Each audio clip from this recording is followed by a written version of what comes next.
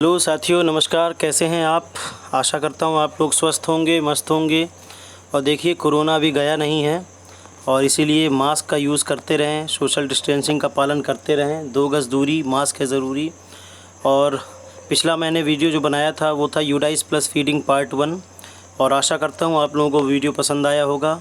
और इसके बाद आज मैं पार्ट 2 का वीडियो बना रहा हूँ। देखिए, इसके लिए हमें क्या करना है, गूगल क्रोम पर जाना है और वही पुराना अपना udais.gov.in होम पेज आएगा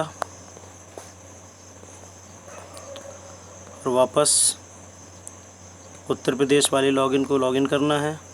ये मेरा यूडाइस सेव है, इसमें आईडी पासवर्ड।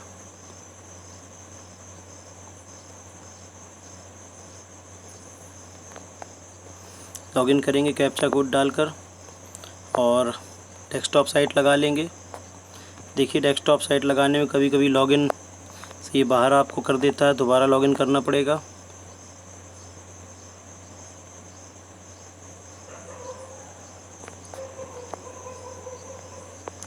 यहाँ पर दिख रहा है आपको click here to open DCF to fill the data.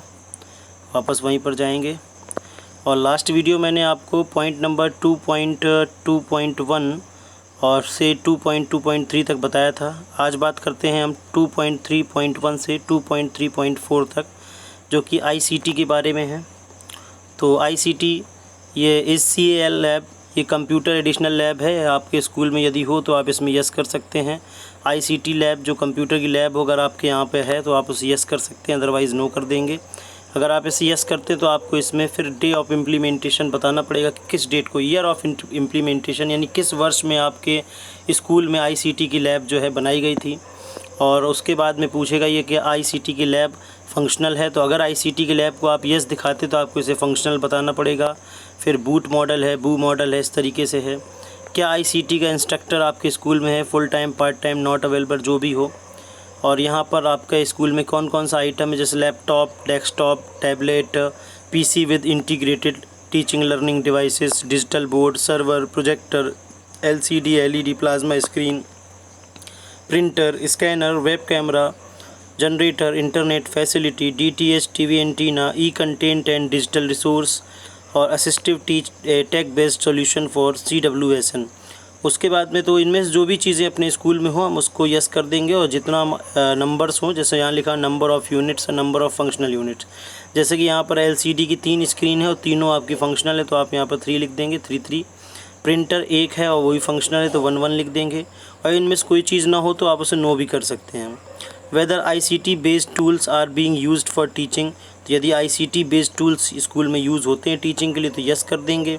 अगर यस करते हैं तो आप एक हफ़्ते में कितने घंटे उसे देते हैं ICT टीचिंग को, तो यदि नहीं हो रहा है तो नो भी कर सकते हैं। नेक्स्ट, यहाँ बात आती है टीचिंग स्टाफ की, जैसे कि accountant, library assistant, laboratory assistant. ये हालांकि आपके इंटर कॉलेज में ही होता है। नाइट प्यून है, नाइट वॉचमैन है, LDC है, लोअर डिवीज़न क्लर्क। हमारे परिषदीय विद्यालयों में ये सारी पोस्ट नहीं होती हैं। बात करते हैं 3.2 की। यहाँ पर है number of teaching staff in position. तो यहाँ पे देखिए, सबसे पहले है टीचिंग स्टाफ रेगुलर टीचर, जो कि आपके परमानेंट टीचर हैं, टीचिंग स्टाफ कॉन्ट्रैक्ट टीचर, और तीसरा पॉइंट है part time instructor for art, health, physical education, etcetera. तो जितने भी टीचर हों, रेगुलर वालों में रेगुलर की संख्या भर देंगे, पार्ट टाइम या कॉन्ट्रैक्ट हो तो इनकी संख्या भर देंगे। और सबसे नीचे हम टोटल, यहाँ पूछता है out of total teacher how many teachers have Aadhaar number. तो बेसिकली सभी लोगों के आधार बन चुके हैं तो आप यहाँ पे टोटल लिख देंगे कितने लोगों का आधार बना हुआ है। सेव नेक्स्ट करेंगे। यहाँ पर बहुत ध्यान देने वाली बात है कि इसके पिछले पेज में आपने 3.2 में जितना भी टीचर के नंबर दिखाए हैं उतने ही टीचर का डेटा यहाँ फिल करना पड़ता है। यहाँ ऑलरेडी फिल है। जब आप कोई नया स्कूल खोलेंगे तो यहाँ पर कंप्लीटेड की जगह आपका एडिट लिखा होगा, तो आप यहाँ एडिट पर जाकर उस डेटा को यहाँ पूरा पढ़ लेंगे कि जो भी डिटेल यहाँ भरी हुई है, जैसे कास्ट है, डेट ऑफ बर्थ है, पोस्ट है, स्कूल में कब से है और नौकरी कब से लगी है, किस किस सब्जेक्ट को उन्होंने किस लेवल तक पढ़ा, जैसे मैथ है आपका स्टडी अप टू ग्रेजुएट है, science study up to graduate है। तो इसको पूरा पढ़ेंगे अच्छे से ध्यान से और इसको यहाँ पर सेव कर देंगे। अगर किसी टीचर का इंटर डिस्ट्रिक्ट ट्रांसफ़र हुआ है तो यहाँ पर डिलीट ऑप्शन भी आता है, आप डिलीट करके उस टीचर को डिलीट कर सकते हैं। और अगर स्कूल में कोई टीचर बढ़ गया तो ऐड ऑप्शन में जाएंगे तो आप ऐड करेंगे तो वो टीचर को आप बढ़ा सकते हैं जो भी है, लेकिन उस टीचर का नाम बढ़ाने के लिए आपको उसका सारा डेटा अपने पास रखना पड़ेगा। इसके बाद इसे नेक्स्ट करते हैं। ये जो पार्ट आ रहा है ये बहुत ज़्यादा इम्पॉर्टेंट है, इसे बहुत ध्यान से भरना है। ये है आपका एनरोलमेंट। 4.2 की बात करूँ मैं, enrolment in current academic session by social category. यहाँ पर बहुत सारी गलतियाँ होती हैं लोगों से, इसको बहुत ध्यान समझिएगा। यहाँ पर 4.2 में लिखा हुआ general, SC, ST, OBC and total. तो यहाँ आप गौर से देखें तो यहाँ जनरल का मीन्स जनरल है, चाहे फिर वो आपका माइनॉरिटी का जनरल हो, चाहे आपका जनरल जैसे भी हो, हिंदुओं में जनरल हो या जो भी कास्ट हो। जनरल किसी भी कास्ट, किसी भी रिलीजन का हो, जनरल जनरल ही माना जाएगा। इसी प्रकार से SC SC रहेगा, OBC किसी भी रिलीजन का हो OBC में रखा जाएगा। तो कई बार क्या होता है, गलती यहाँ पे ये हो जाती है कि हम इस छात्रांकन में जो आपका 4.2 है यहाँ पर हम माइनॉरिटी कैटेगरी को यहाँ शामिल नहीं करते हैं, क्योंकि नीचे अलग से माइनॉरिटी के लिए पूछा जाता है। तो गलती ये होती है कि ऊपर माइनॉरिटी को शामिल नहीं करते हैं, नीचे माइनॉरिटी को दिखा देते हैं, तो डेटा आपका सेव नहीं होता है। ध्यान रखना है आपको, यहाँ जनरल का मीन्स जनरल, कोई भी जनरल हो। क्लास जैसे 6 है यहाँ पर, ये केवल बॉयज़ स्कूल है, बॉयज़ एंड गर्ल्स होगा तो आप जनरल के बॉयज़ 6 में, फिर 7 में, इसी प्रकार से गर्ल्स की संख्या भी 6 7 में, 8th में भी 6 गर्ल्स की और बॉयज़ की संख्या सेपरेट भरेंगे।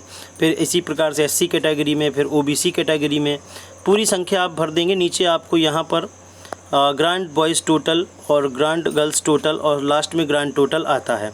तो जो भी आपके स्कूल का यहाँ पर मैं बता दूँ आपको, सन 2020-21 का ही आपको छात्रांकन भरना है। तो स्कूल का जितना भी छात्रांकन 30 सितंबर 2020 की डेट का वो यहाँ पर आकर बन जाएगा। अगर वो नहीं बन रहा है तो इसका मतलब आपने इसको गलत भरा है। अब बात आती है नीचे माइनॉरिटीज़ की। तो जो 4.2 में आपने छात्रांकन भर रखा है, उस छात्रांकन में से कितने बच्चे आपके इस वर्ग को बिलोंग करते हैं। जैसे आमतौर पर मुस्लिम की बात करूं तो ऊपर के छात्रांकन में से कितने बच्चे आपके मुस्लिम हैं या सिख हैं या बुद्धिस्ट हैं, पारसी हैं, जैन हैं और अदर हैं। तो इसको बहुत ध्यान से भरना है। छात्रांकन भरते समय बहुत बार गलती होती है। उसके बाद अगर आप पार्ट C को देखें, out of total enrolment provide number of students. तो नंबर ऑफ़ स्टूडेंट्स किसके नंबर ऑफ़ स्टूडेंट्स, हैविंग आधार। तो कितने बच्चों का आधार बना हुआ है। तो आपका जो भी टोटल है क्लास वाइज आप इसमें बॉयज़ एंड गर्ल्स का देंगे। जितनी बच्चों का आधार बना हो उतने का दे दीजिए, जिनका ना बना हो उनकी संख्या को आप लेस कर सकते हैं। इसी प्रकार से BPL कार्ड धारकों की बात होती है, तो जितने बच्चे आपके BPL हों उसकी बात करेंगे और जो BPL ना हो उनको आप सब्ट्रैक्ट करके रख देंगे। तो जो भी इस प्रकार का फिगर है, तो इसके लिए आपको ये सारा का सारा डेटा हार्ड कॉपी में अपने सामने रखना पड़ेगा, तभी आप इसको भर पाएंगे। और एक चीज़ और ध्यान रखनी है, एक एक पार्ट को भरकर आपको इंडिविजुअल उसको सेव करना पड़ेगा। ऐसा नहीं कि सबसे लास्ट में सेव करें। पहले छात्रांकन भर दीजिए, सेव कर दीजिए, फिर आप नीचे माइनॉरिटी भर दीजिए, फिर सेव करिए इस वाले पार्ट को। उसके बाद सबसे लास्ट में आप यहाँ हैविंग आधार और BPL इसको सेव करिए। और जब ये तीनों सेव हो जाए उसके बाद आप कंप्लीट एंड नेक्स्ट करेंगे। तो यहाँ पर आपको लिख के आएगा टोटल सोशल कैटेगरी इनरोलमेंट 129 जैसा यहाँ दिख रहा है, और टोटल माइनॉरिटी इनरोलमेंट यहाँ 0 है। तो अगर आपके स्कूल माइनॉरिटी हैं तो आपको माइनॉरिटी दिखाई देंगे, ओके कर देंगे। इसके बाद ये वाला जो इनरोलमेंट है, ये आपका enrolment by grade in the current academic session by age. तो यहाँ पर आपको आयु के हिसाब से छात्रांकन भरना है। जैसे यहाँ दिख रहा है क्लास 6 बॉयज़ एंड गर्ल्स, कितने बच्चे 11 साल के, 12 साल के, 13 साल के हैं। इस प्रकार से आप आयु के हिसाब से पूरा छात्रांकन भरेंगे। इसके लिए भी आप पहले बच्चों के डेट ऑफ बर्थ के अकॉर्डिंग इनको छांट लें। कक्षा 6 में किस आयु वर्ग के कितने बच्चे हैं, लड़के हैं। कक्षा 6 में किस आयु वर्ग की कितनी लड़कियां हैं, या कक्षा 6 ही क्यों, किसी भी क्लास की बात करें 1 से लेकर 8 तक या 1 से लेकर 12 तक, तो हर क्लास में आपको आयु के हिसाब से अपनी संख्या रखनी है। उस प्रकार से हम इसको भर देंगे और सेव नेक्स्ट करेंगे। तो यहाँ पर आपको टोटल इनरोलमेंट दिख जाएगा। 4.2 का A पार्ट है, यहाँ पे सारी की सारी चीज़ जो आपने भरी हैं। और यहाँ पे आपका मीडियम ऑफ इंस्ट्रक्शन, यानी कि जो भी मीडियम आपने पहले चूज़ किया था उस मीडियम से पढ़ने वाले कितने बच्चे हैं, इसको भी सेव नेक्स्ट कर देंगे। देखिए ये आपका जो पार्ट आता है सोशल कैटेगरी और माइनॉरिटी कैटेगरी, ये थोड़ा रिपीटर से रिलेटेड है कि अगर कुछ बच्चे आपके रिपीट किए हों स्कूल में, जैसे नाम वगैरह कट जाता है या कोई और समस्या होती है दोबारा आगे पढ़ने, तो उसके लिए है ये। तो इसको भी अगर है तो भरेंगे, अदरवाइज़ आगे बढ़ेंगे। देखिए ये पार्ट बहुत अहम है, जिसे हम कहते हैं दिव्यांग बच्चों की एंट्री है, CWSN जिसको कहा जाता है। ठीक है, इसको बहुत ध्यान समझिएगा। यहाँ बहुत सारी डिसीज़ेज़ के बारे में लिखा है, जैसे ब्लाइंडनेस है, लो विज़न है, हियरिंग इम्पेयरमेंट है, speech and language, locomotor disability, mental illness, specific learning disabilities और सेरेब्रल पाल्सी है ये और आपका ऑटिज़्म स्पेक्ट्रम डिसऑर्डर है, multiple disability including deaf blindness. इस प्रकार से बहुत सारे आपको यहाँ पर डिसीज़ मिलेंगी। तो आपके बच्चे स्कूल में यदि दिव्यांग बच्चे हैं तो किस प्रकार की दिव्यांगता है, वो बच्चा लड़का है या लड़की है और किस क्लास में आपको यहाँ पर भरना पड़ेगा, इस चीज़ को बहुत ध्यान से भरना है और प्रयास करना है कि हमारे जो ब्लॉक लेवल पर जो ITRT टीचर होते हैं उनसे कंसल्ट ज़रूर कर लें कि उनके रिकॉर्ड्स में और आपके रिकॉर्ड्स में जो बच्चा दिव्यांग दिया गया हो उसकी दिव्यांगता किस प्रकार की है। ऐसा ना हो कि उनके रिकॉर्ड में दिव्यांगता कुछ और हो और आपके विद्यालय के रिकॉर्ड में दिव्यांगता कुछ और हो। तो इसको प्रॉपर तरीके से उनसे कंसल्ट ज़रूर करना है कि भाई आपका रिकॉर्ड क्या कहता है, हमारा रिकॉर्ड क्या कहता है, इसके बाद ही इसे भरना है। ये बहुत अहम पार्ट है। नेक्स्ट देखिए यहाँ बात आ रही है, इसको बहुत ध्यान समझिएगा। Facilities provided to children previous academic year. अब जबकि मैं सन 2020-21 का यूटाइज भर रहा हूँ तो जाहिर सी बात है प्रीवियस एकेडमिक ईयर का मतलब होता है आपका 2019-20।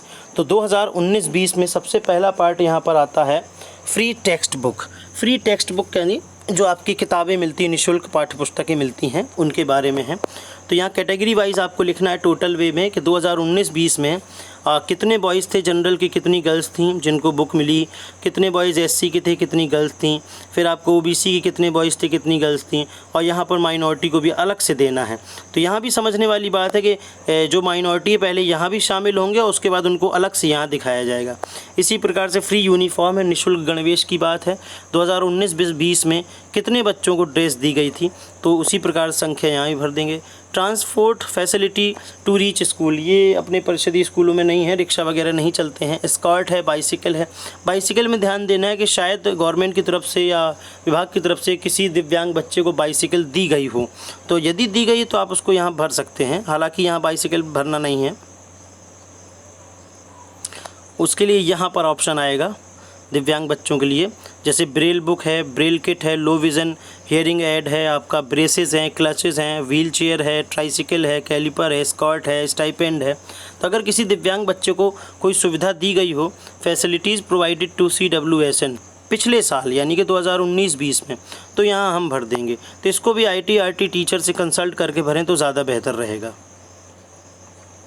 उसके बाद देखिए यहाँ पर आता है annual examination result in elementary level, annual examination result in previous year of grade 8।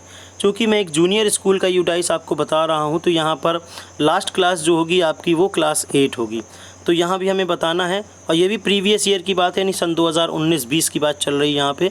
Number of students appeared, यहाँ भी देखिए कैटेगरी वाइज ही हमें बताना पड़ेगा, जनरल के बॉयज़ कितने, गर्ल्स कितने। लेकिन ख़ास बात यह है पूरा छात्रांकन नहीं, यहाँ सिर्फ क्लास 8 का ही भरा जाएगा। अगर प्राइमरी स्कूल है तो वहाँ पर सिर्फ प्राइमरी का भरा जाएगा। अगर कंपोजिट स्कूल की बात करें तो उन्हें कंपोजिट वालों को प्राइमरी भी भरना पड़ेगा, प्राइमरी का क्लास 5 भरना पड़ेगा और जूनियर का क्लास 8, उनके में 2 सेक्शन खुल के आएंगे। तो जितने बच्चे हों क्लास 8 में हमने उनकी संख्या यहाँ भर दी, उनमें से कितने बच्चे जो है पास हो गए उसकी संख्या भर दी। सबसे लास्ट में number of students passed with marks greater than equal to 60%, यानी कि फर्स्ट डिवीज़न के बाद या फर्स्ट डिवीज़न से ऊपर जो भी बच्चे हों जिस कैटेगरी में हम उसे भर देंगे आगे और नेक्स्ट करेंगे। इसके बाद देखिए ग्रांट की बात आती है, इसको बहुत ध्यान से भरना। ये भी प्रीवियस एकेडमिक ईयर की बात है। ग्रांट तो ग्रांट्स अंडर समग्र शिक्षा रिसिप्ट है, एक्सपेंडिचर है, यानी कितना प्राप्त हो कितना खर्च हुआ। तो कंपोजिट स्कूल ग्रांट, तो चूँकि परिषदीय विद्यालयों में कंपोजिट ग्रांट आती है, जैसा आपके स्कूल में ग्रांट आई हो आप उसकी यहाँ पर अमाउंट भर देंगे। 2019-20 की बात चले, कितना आया कितना खर्च हुआ। लाइब्रेरी ग्रांट वैसे तो देखा जाए तो शायद सन 2018-19 में ही आई थी, 20 में नहीं आई है, 19-20 में नहीं आई है, एक ही बार आई है, इसे मैं 0 कर दूंगा। Grant for sports and physical education, हाँ ये स्पोर्ट्स का ग्रांट है जो कि दोनों साल आया है, 19-20 में भी 18-19 में भी आया है। उसके बाद आता है grant for media and community mobilisation, ये ग्रांट परिषदीय स्कूलों में तो नहीं आई है। Grant for training of SMC SDMC, ये 1,000 रुपये स्कूलों में भेजा गया था, तो आप यहाँ पर उसको दिखा देंगे, खर्च हो गया हो तो आप खर्च में दिखाइएगा। बगल में देखते हैं तो financial assistance received by the school, अगर किस स्कूल को हमारे कहीं से दान वगैरह मिला हो किसी एनजीओ से या कोई पब्लिक सेक्टर अंडरटेकिंग जो पीएसयूज़ होते हैं, बैंक वगैरह होते हैं, या कहीं कम्युनिटी से या कहीं से भी अगर कुछ मिला हो दान आपका उस साल 2019-20 में, तो आप यहाँ पर दिखा देंगे। उसमें अमाउंट भरना पड़ेगा, जिसने दान दिया उसका नाम भी लिखना पड़ेगा। उसके बाद whether school is maintaining inventory register for the following, school आपका इन्वेंट्री रजिस्टर बना रहा है या नहीं। तो जो भी सामान हमारे यहाँ स्कूल में हम ख़रीद के लाते हैं, जो भी ग्रांट वगैरह आती है, क्या उसका इन्वेंट्री रजिस्टर बन रहा है। जैसे आईसीटी आइटम है, स्पोर्ट इक्विपमेंट हैं, लाइब्रेरी बुक्स हैं, और जो भी आपका जो भी सामान हम लेके आते हैं क्या उसकी इन्वेंट्री बन रही है। तो आमतौर पे सब इन्वेंट्री बनाई जाती है, तो आप इसे यस ही रखेंगे।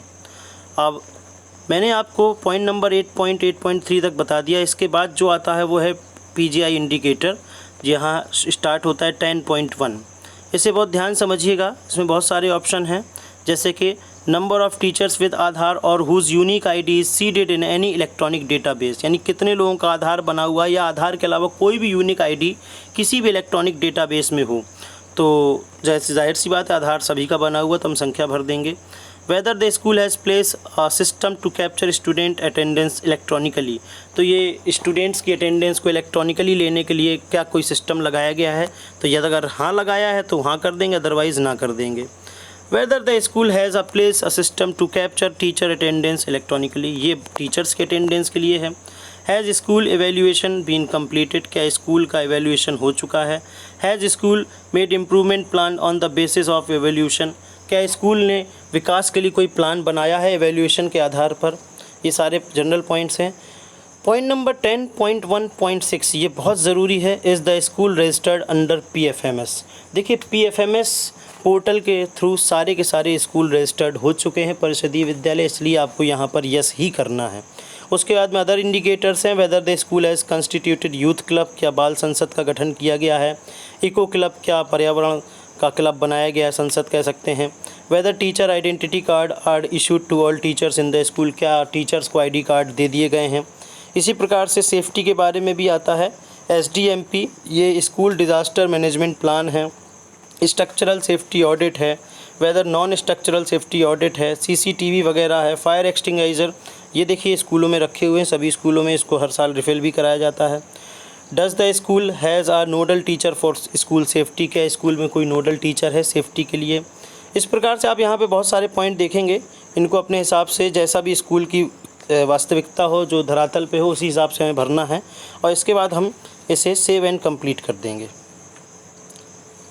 देखिए वीडियो काफ़ी बड़ा हो चुका है, इसके बाद मैं इसका एक और वीडियो बनाऊंगा जिसमें आपको इसकी कुछ बारीक सी बातें बताऊंगा और अपने डेटा को वैलिडेट किस प्रकार से करना है इसके बारे में बताऊंगा। तब तक के लिए धन्यवाद। आशा करता हूं आप लोगों को ये वीडियो अच्छा लगेगा। वीडियो अच्छा लगे तो कृपया मेरे चैनल को लाइक करें, सब्सक्राइब करें। धन्यवाद।